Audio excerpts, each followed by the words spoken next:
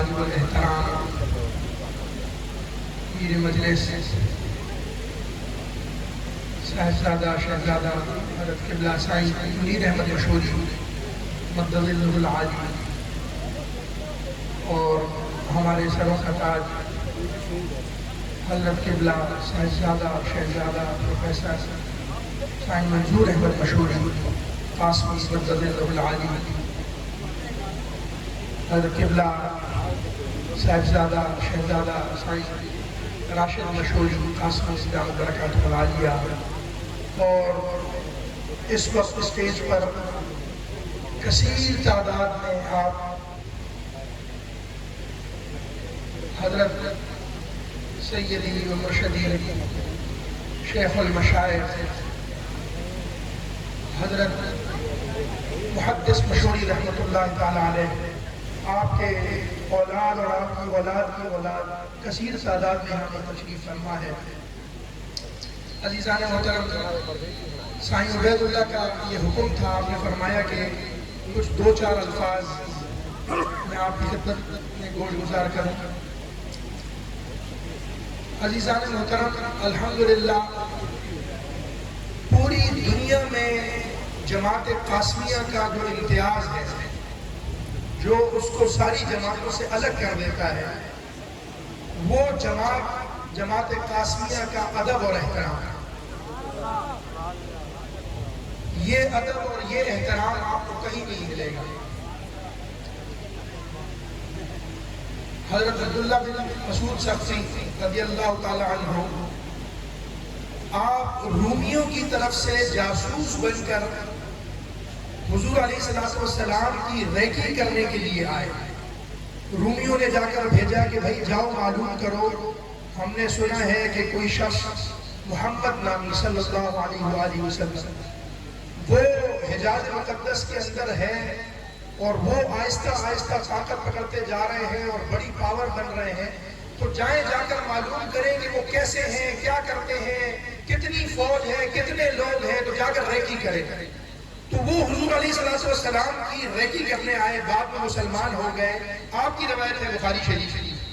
तो आप फरमाते हैं कि जब मैंने रेकी की तो मैं शाह रूम के पास वापस गया और मैंने जाकर उसको कहा कि तुम लोग मोहम्मद को कभी शिकस्त नहीं दे सकते सल्लल्लाहु अलैहि वसल्लम। उसने कहा कि क्यों?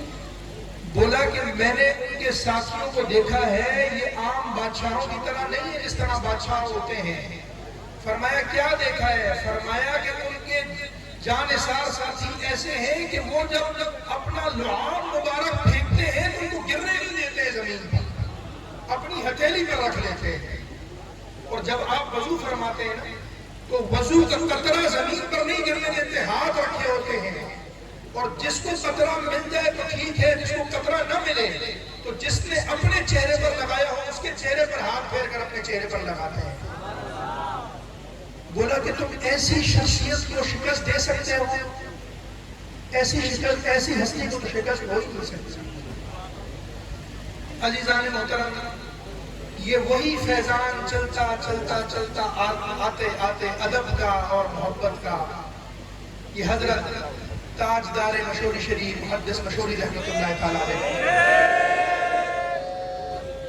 मैं आपको हुजूर महबूब मुर्शद करीम से जो हमने सुना वो एक वाक़या आपके गोश गुजार कर देता हूँ। साईं हुजूर फरमाते हैं, हज़रत क़िबला साईं की में तवज्जो, साईं थोड़ा सा ये एक ज़ाती वाक़या साईं ने सुनाया, मैं आपके गोश गुजार करूँ। फरमाया कि नाथा खान कोट में हजरत साहब का एक मरतबा दावत रखी और फरमाया कि आप आए। तो आप तशरीफ लेकर आए वहाँ पर, हाजी इब्राहिम साहब होते थे, फिर वहाँ से होकर नाथा खान कोट आए। तो आए, जमात से मुलाकात हुई, सब कुछ हुआ। तो अंदर जो घर था वो बड़ा छोटा सा बना हुआ, एक छोटी सी कमरा एक था और साथ एक और दूसरा छोटा सा सहन और कमरा था। तो आए, सबसे मुलाकात हुई। तो जब मुलाकात हुई तो हजरत साहब को फरमाया कि हुजूर अंदर तशरीफ लाए। तो घर के दरवाजे के बाहर साईं कपड़ा लगा था, कपड़ा। तो आपने आए और कपड़ा ऐसे हटाया तो फरमाया साईं अंदर आए। तो फरमाया क्या आपका घर है? फरमाया हाँ घर है। हाथ ऊपर से हाथ रखा हुआ। فرمایا بابا ہم تو سیدوں کی دیواروں سے بھی پردہ کرتے ہیں.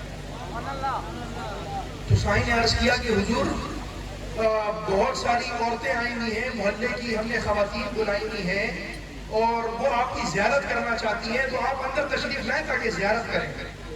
تو آپ نے فرمایا کہ نہیں ایسا نہیں ہو سکتا. تو سائیں نے ضد کی تو فرمایا کہ اچھا ایک شرط پہ جاؤں گا لیکن اندر پاک نہ ہو.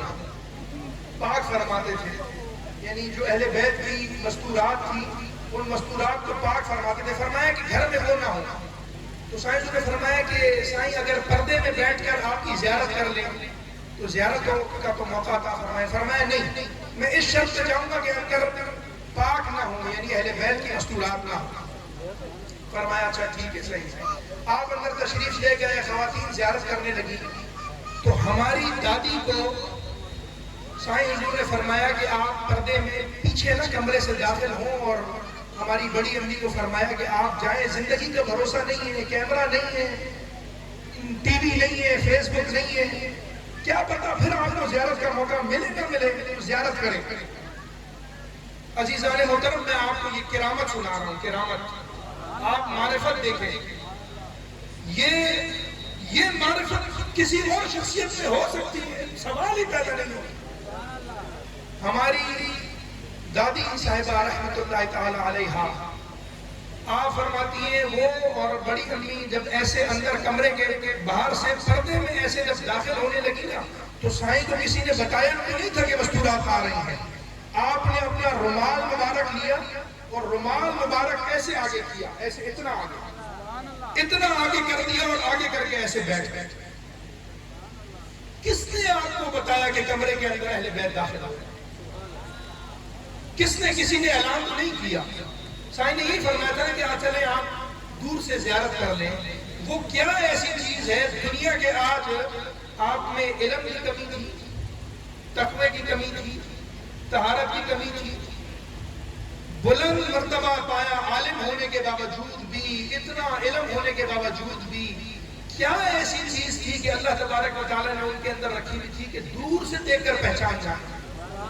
یعنی دیکھا بھی نہیں ہے، دیکھا نہیں ہے، کسی نے بتایا نہیں ہے اور یہ پہچان جاتے ہیں.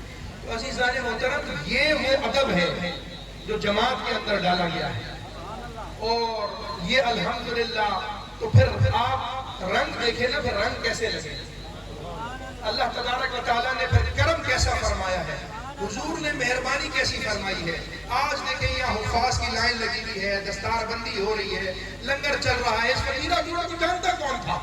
یہ تو جنگل تھا. اور یہ حضور محبوب مرشد کریم کے الفاظ مبارک تھے. آپ نے فرمایا کہ میرے مرشد کی اولاد اگر پہاڑ کی چوٹی پر جا کر بھی بیٹھے گی تو وہاں منگل ہو جائے. اور دیکھیں یہ آج ہو رہا ہے الحمدللہ. اللہ تبارک و تعالیٰ یہ سائیں نے حکم فرمایا تو میں یہ آپ کے گوش گزار کرنا چاہتا ہوں. بس یہ جو جماعت قاسمیہ کی جو تشخص ہے نا ادب والا، یہ انشاءاللہ برقرار رہے گا. اور برقرار اس لیے رہے گا کہ کیونکہ شہزادگان اور آنے والی نسلیں وہی ادب. ابھی سائیں فرمانے لگے وہ سید ہے، شاہ صاحب ہیں لائن سے بیٹھے ہوئے، ان سے بھی دستار کراؤ، ان سے بھی دستار کراؤ، ان سے بھی دستار کراؤ. تو جب اتنی محبت کریں گے تو سادات کیسے چھوڑیں گے؟ نہیں چھوڑ سکتے.